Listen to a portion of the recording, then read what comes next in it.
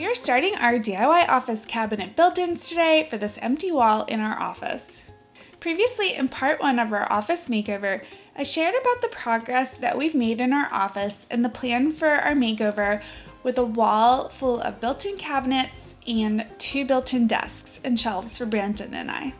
If you saw my plans and progress video in part 1, I shared about Brandon and I's thrifting adventure where we found 2 amazing IKEA PAX cabinets for just $50 each. They were already assembled and they had multiple shelves and baskets in them. It was the perfect thrift find for our office built-ins. It's going to save us a lot of time and money on this project by not having to build everything from scratch and getting them for such a low cost. We also finished prepping the wall to start this project by removing the baseboard. Welcome to part 2 of our office makeover. I'm super excited to get started on projects today. The first step is going to be getting these IKEA cabinets that we found at a thrift store all ready for bringing into the office. So we're actually going to be taking the doors off. They're not in good shape and they don't go all the way up to the ceiling, which is annoying. I want a full-size door to cover the entire thing for maximum storage. They're a little shaky too, and so we need to reinforce them. We're gonna fix them up. We're gonna take the doors off, all the hardware and the shelves. It's going to get primed as well, but we probably won't do that till we bring it inside. There's also this like wood on it, these like 1x2s, which are in really rough shape. There's nails coming out of them. We're gonna take that totally off because we'll be building new face frames for them, so they're gonna look really nice. And then for the 2 sides that will be showing, that won't be right up next to each other, we will fill holes and anything else that needs prepping before we can prime and paint them. And then we can bring them in. So let's get started.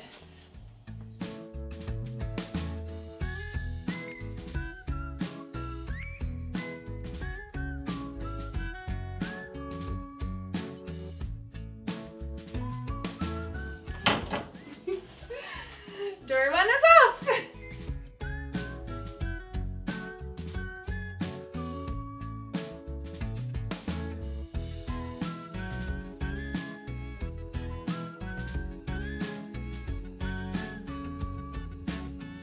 There's a lot of screws in this thing. Brandon's gonna start working on the next one so we can knock this out faster.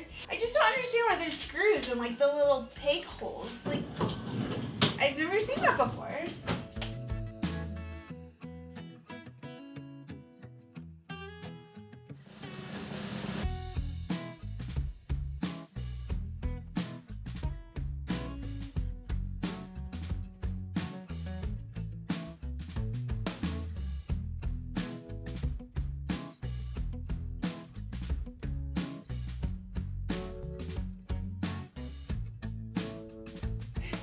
Well, that one was easy.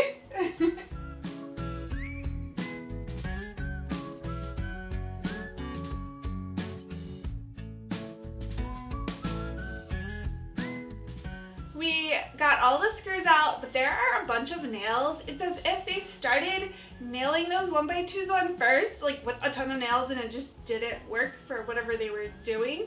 And then they put all those screws in. So anyway, gotta get the nails out and then we can continue with prepping.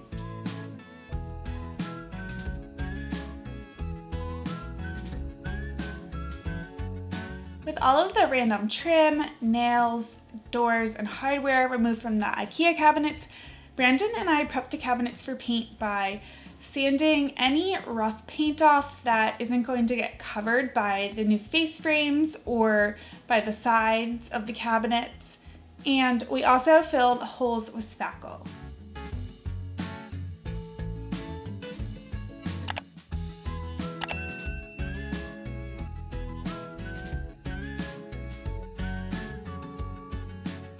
Another prep step before we can move these cabinets inside is installing a wood support board at the top and bottom of each cabinet using pocket holes with our Kreg jig. These boards are going to not only make these IKEA cabinets more stable, but they are going to allow us to easily secure them to the wall studs as part of the built-in process. It doesn't look pretty here, but these boards and the interior of the cabinets will all be painted, and there will be shelves covering the boards as well.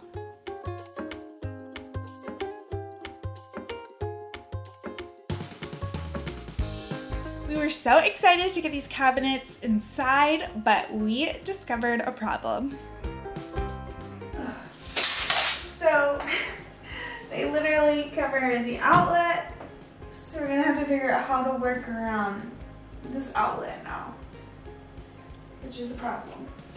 Once we realized the cabinets fall right over our wall outlet, we decided to cut out an opening for the outlet because I really want to hide some computer cords inside of the cabinet. Brandon used a mix of our Dremel and a circular saw to do this. This cutout is definitely not professional looking by any means, but it works and gets the job done. Again, it's all going to be hidden by shelves and doors. Good morning. Sorry if I sound a little stuffy today. I am fighting off a cold right now, which is always fun for DIY projects. Anyways, yesterday we left off with having to cut a hole out of the back of our IKEA cabinets so that they would work with our outlet placement, and just to be a quick and easy fix rather than having to move our wall outlet. I'm glad we stopped there for the day though, because we were both tired and I totally forgot that I had wanted to create some kind of support board under the IKEA cabinets, like with some 2x2 framing lumber or 2x3s, to lift the IKEA cabinets up off the ground 1.5 inches so that it would work with the baseboard molding that I want to use for it and just how everything's going to get trimmed out. So we actually need to install that support board to the wall plate, which is like the bottom stud, before we can then install the IKEA cabinets to the wall.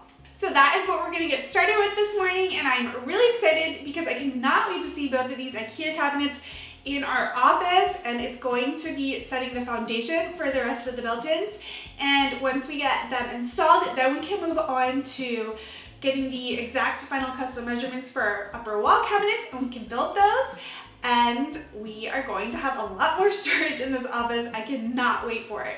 So it is time to just get started today. Brandon is putting the support frame together using pocket holes.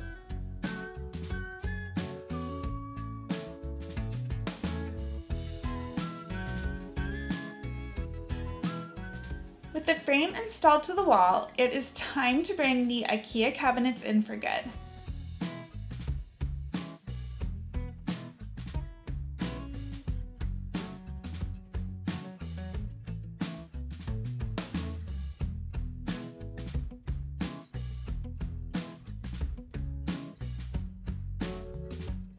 To install these cabinets, I'm starting by screwing them together.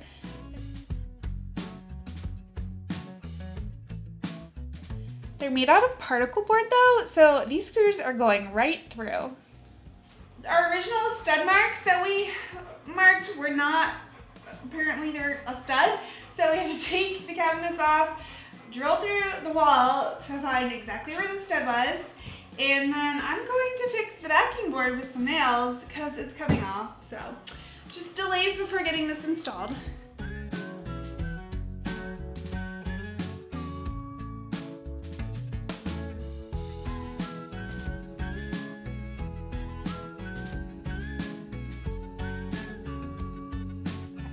For installing the cabinets to the wall, I'm just screwing right through our support boards that we added and into the wall studs.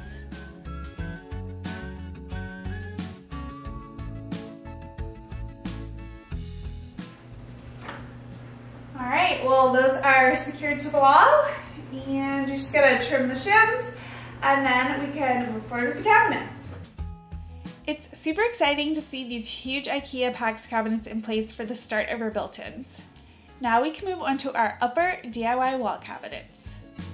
Okay, so before we could finalize our cabinet measurements, I just wanted to lay out with some painter's tape visually exactly where I was planning to put everything on this wall. So including the trim and crown molding, if we did a 15-inch cabinet, it would stop about here, and then that gives me about a foot for a floating shelf. And then I could even move that down a little if we then move our wall sconce down that I originally planned. And then the tape down here is 30 inches off the ground, which is where the top of the built-in desk will be. So I think this is all gonna work out with everything I want to incorporate on this wall by using the 15-inch cabinet, and it still gives us that additional storage that we really need. Well, it is day 3 of building our office cabinet. Where's it day 4? I don't know, I'm losing track. Today we are going to be starting to build the custom upper cabinets on each side of the IKEA cabinets. And this is one of my favorite parts about DIY, when you can totally customize a project to your space.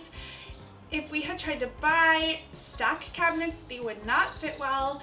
So we are going to build them perfectly to size.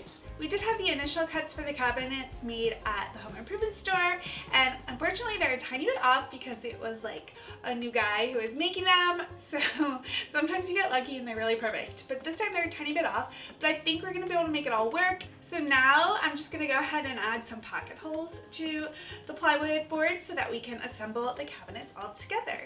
Also, one more thing, we did end up having to change the height dimensions a little bit when we put everything into SketchUp to help us visualize the measurements that we had come up with.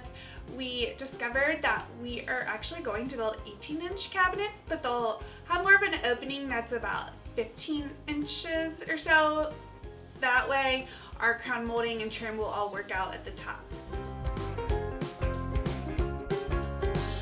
Before assembling the cabinets, I am marking a 1/2 inch up from the bottom of the side shelves for where to install the bottom shelf, because we want our bottom shelf level with our face frame.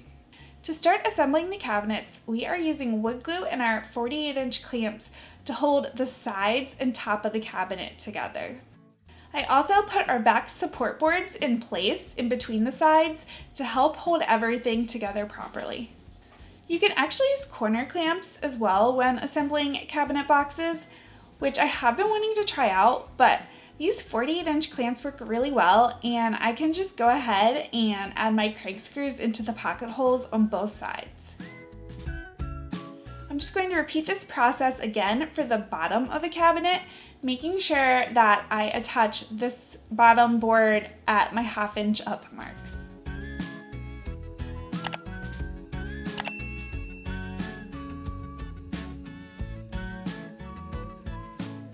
The last step for the cabinet frame is to attach the back support boards. Alright, it's assembled. I'm going to see if it's square.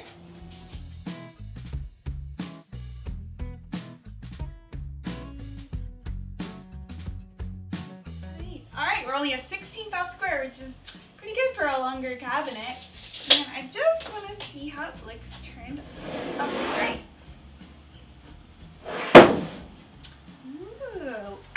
That's solid. Now we're going to build a second one using the exact same process.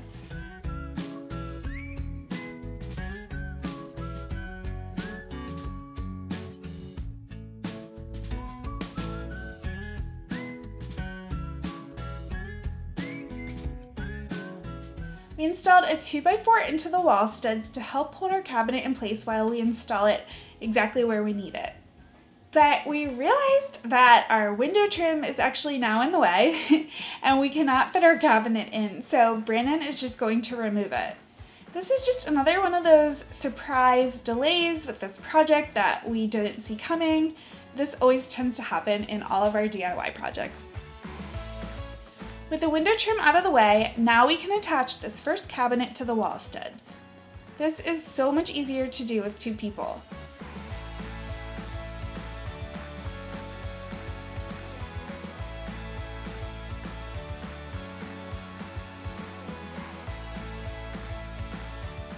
And we just repeated the same process for the right side that we used on the left side, except fortunately we didn't have to deal with any window trim on this right side. With our upper cabinets installed, we can move on to the face frame of the cabinets. And face frames are not required for cabinets, but I love them. I think they make cabinets look so much more beautiful and finished. Frameless cabinets, which don't have a face frame, are my least favorite type of cabinet. We are going to be doing an overlay style hinge, so that's going to make the installation of the doors a little bit easier, but we need to build the face frames first.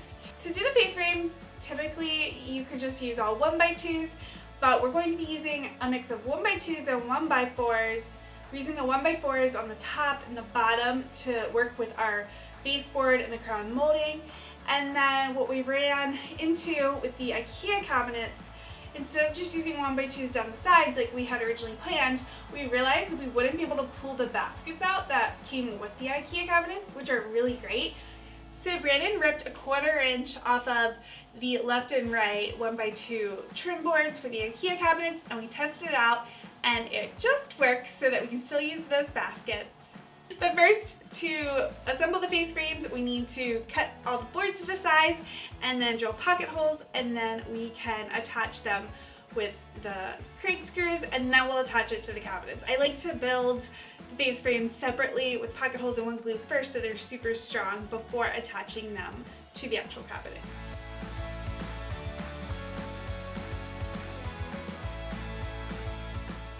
For a really big face frame like this one for these IKEA PAX cabinets, it's just easiest for me to assemble it together on the floor. Our 48-inch clamps are coming in handy again. We use these clamps on so many projects. They're a bit of an investment because they are larger, but I think they're totally worth it, and I will link the ones I have below this video in the description box. For extra security, we are applying wood glue to the cabinets before nailing the face frame to it.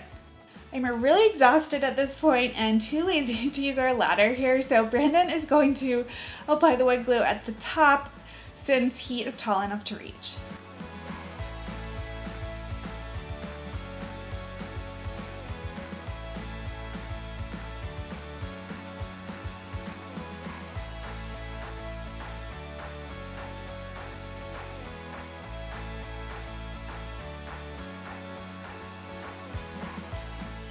Oh my gosh, I'm really happy about how this is turning out. It looks so much better just with the face frame alone. I can't wait to paint it.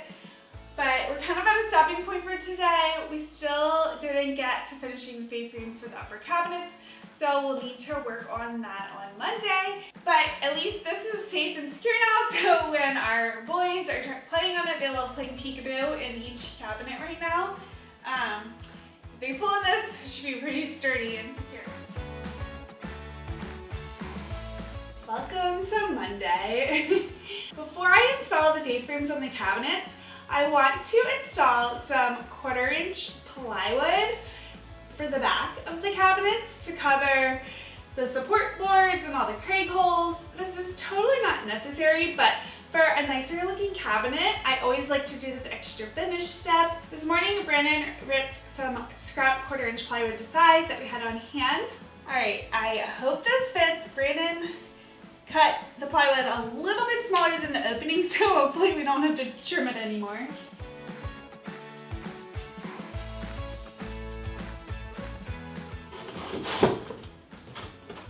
It fits! Yay! Oh wait, I need my brown nailer.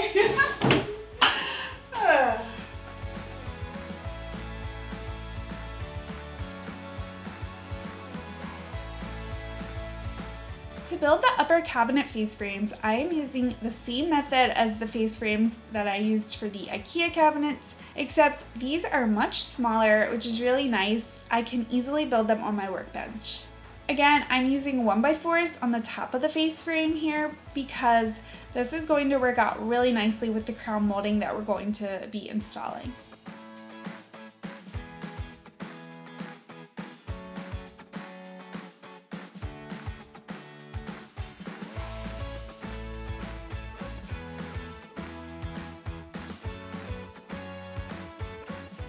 I am going to need to do a little sanding on the corner here of this face frame, but otherwise these face frames are turning out really well. I'm going to go ahead and install the face frame on this one since I have the ladder here, but I have to be careful to install the right face frame. We actually made these two different sizes The one on the right is a little bigger because there's a little more of a gap between the wall and the cabinet. To hide this difference, we just made the middle boards a little bit longer. So visually to the eye, when this is up on the wall, you're not going to be able to tell, but it's going to close the gap better.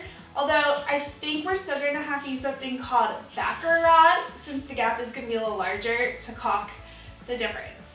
To actually install the face frames on the cabinet, I'm going to use wood glue and brad nails, just like I did with the face frame on the IKEA PAX cabinet. You could actually use pocket holes if you put them on the sides of the cabinets that are against the wall that won't be seen. Of course, I would have had to do this before we installed the actual cabinet, but I'm just gonna do wood glue and brad nails. It works really well, and I can see exactly up on the wall how it's going to be placed by doing it this way. As I'm going to put wood glue up here, I'm realizing we should have put the face frame on this before installing on the wall like we did for our laundry cabinets and garage cabinets, because like it's hard to put wood glue on there like this, but I'll make it work.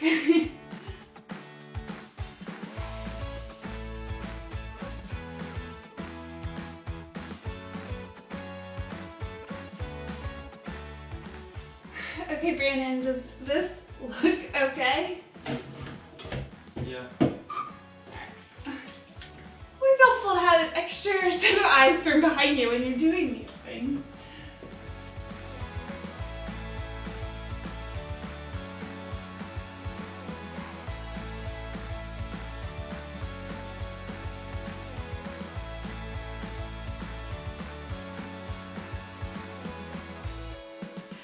So this is a point where you can really see the difference between a face frame cabinet and a frameless cabinet. I think the face frame looks so much better, and this is why it's worth the time to do it.